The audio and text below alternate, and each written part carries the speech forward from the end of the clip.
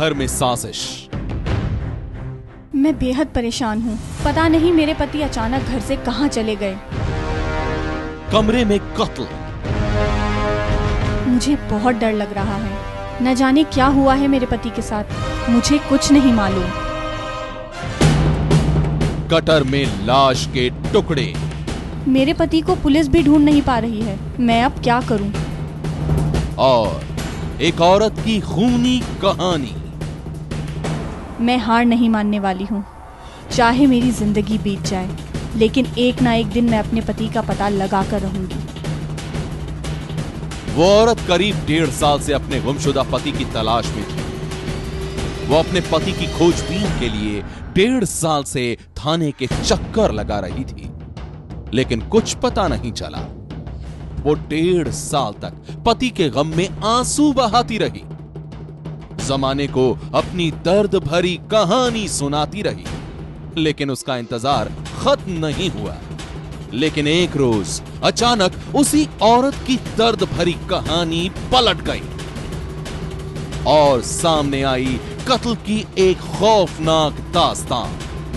लाश के टुकड़ों पर लिखी गई एक औरत के खूनी खेल की ऐसी दास्तान जिसके खुलासे ने सारे शहर में फैला दी सनसनी। एक औरत के खूनी खेल की ये रोंगटे खड़े कर देने वाली दास्तान है आईटी सिटी बैंगलोर की। उसी शहर की जहां करीब 1.5 साल पहले रम्या नाम की औरत का पति अचानक गायब हो गया। रम्या के पति का नाम था कैंपे गौडा। बैंगलोर रंगनाथपुर इलाके का रहने वाला कैंपे गौडा टेलरिंग का काम करता था। उसके यहां 7-8 लोग भी काम किया करते थे। कहने को तो इस घर में सब कुछ ठीक ठाक चल रहा था, लेकिन 25 नवंबर 2010 को अचानक रम्या का पति कैंपे गौडा गायब हो गया। किसी को समझ में नहीं आ रहा था कि रम्या का पति गया तो गया कहां। खुद रम्या भी पति की गुमशुदगी से हैरान परेशान दिख रही थी। यही नहीं, वो बदहवास हालत में पुलिस के पास मदद के लिए पहुंची। पता नहीं मेरे पति अचानक कहाँ चले गए। वो मुझसे कुछ बताकर नहीं गए और ना ही उनका कोई फोन आया। मैंने कई जगह उनके बारे में पूछताछ की, कई लोगों को फोन किया, लेकिन किसी को उनकी खबर नहीं है। अब मैं क्या करूं? अपने पति को कहाँ ढूंढूं? मुझे कुछ समझ में नहीं आ रहा। रम्या की बात सुनकर उसके पड़ोसी ही नहीं, पुलिस भी हैरान थी। पुलिस ने रम्या की दास्तान सुनकर उसके पति कैंपे गौडा की गुमशुदगी का मामला दर्ज कर लिया। रमैया की शिकायत पर बैंगलोर पुलिस ने उसके पति की गुमशुदगी का मामला दर्ज कर लिया और इसके 3 दिन बाद पुलिस जब छानबीन के लिए रमैया के घर पहुंची तो उनके होश उड़ गए। पुलिस को रमैया के घर के नाले से टुकड़े टुकड़े में एक लाश मिली। लाश का सिर काटा गया था, जिस्म के कई हिस्से काटे गए थे। पुलिस ने लाश के टुकड़ों को गिनना शुरू किया तो पता चला कि कातिल ने लाश के एक नहीं बल्कि 14 टुकड़े किए थे। जाहिर है कातिल ने बेरहमी से लाश को जानबूझकर 14 टुकड़ों में काटा था। लेकिन सवाल यह था कि यह लाश थी किसकी। पुलिस ने रमैया से जब लाश के टुकड़ों की पहचान करने के लिए कहा तो उसने साफ मना कर दिया कि यह लाश उसके पति की है। रमैया का यह जवाब पुलिस वालों के लिए हैरान कर देने वाला था, लेकिन पुलिस ने उस वक्त मामले की तह तक जाने की जरूरत नहीं समझी और पुलिस न तो रमैया के पति को ही ढूंढ पाई और न ही घर के नाले से मिली लाश को पहचान पाई। 25th November 2010, in the open drain in Kamakshipalya police station limits of Bangalore, the police have found pieces of human body, that's head, legs and hands and other parts of the body in a open drain. Based on that, the Kamakshipalya police of Bangalore have registered a murder case and then took up the investigation.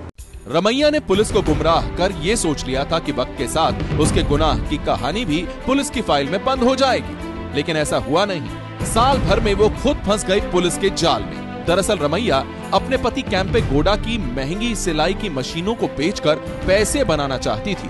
चूंकि सारी मशीनें उसके पति के नाम से खरीदी गई थी, इसलिए उन्हें बेचने के लिए रमैया को पुलिस से अपने पति का वेरिफिकेशन सर्टिफिकेट लेना था।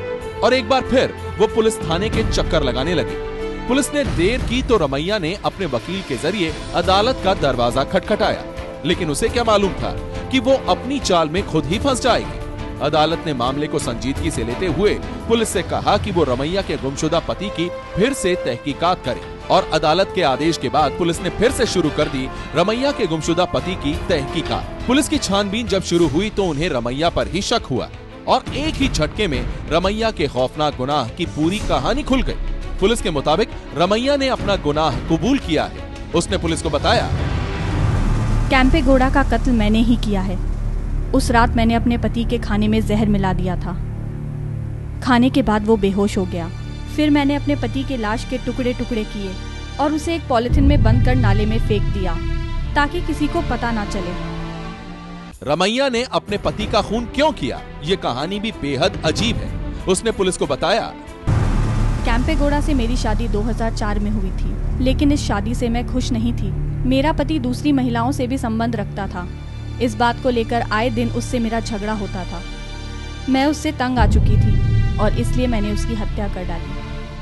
Wife and husband had some personal problems, and he was suspecting her fidelity, and she was also suspecting his fidelity. Based on that, on 21st of November 2010, Ramya gives a poison to her husband Kempegowda. When that man dies, she in the night makes his body into various parts and pieces, then puts the pieces in a plastic bag which she has already procured, and then she throws these parts of the body in the open drain. She was nabbed on the information we received, and two more persons are alleged to be involved in the offence, and efforts are being made to nab these two persons also. Police की छानबीन में ये बात सामने आई है कि रमैया ने अपने पति को ठिकाने लगाने में दो लोगों की मदद ली थी, जिसमें एक बाबू स्वामी नाम का शख्स भी है। पुलिस अब बाबू स्वामी और रमैया के रिश्ते की भी पड़ताल कर रही है। छानबीन में ये बात भी सामने आई है कि जब रमैया अपने पति का कत्ल कर रही थी तो उसकी एक रिश्तेदार महिला ने उसे देख लिया था। रमैया ने उसे वारदात के वक्त एक कमरे में बंद कर दिया था और उसे हमेशा के लिए चुप रहने की धमकी दी थी। पुलिस की छानबीन में शायद उस महिला का बयान भी अहम साबित होगा। 1.5 साल बाद इस ब्लाइंड मर्डर केस के खुलासे से पुलिस भले ही अपनी पीठ थपथपाए, जबकि इस केस का खुलासा उस वक्त ही हो जाना चाहिए था जब 1.5 साल पहले रमैया के पति की लाश के 14 टुकड़े उसके घर के ही नाले में मिले थे। सनसनी के लिए बैंगलोर से कुमार प्रसन्ना की रिपोर्ट।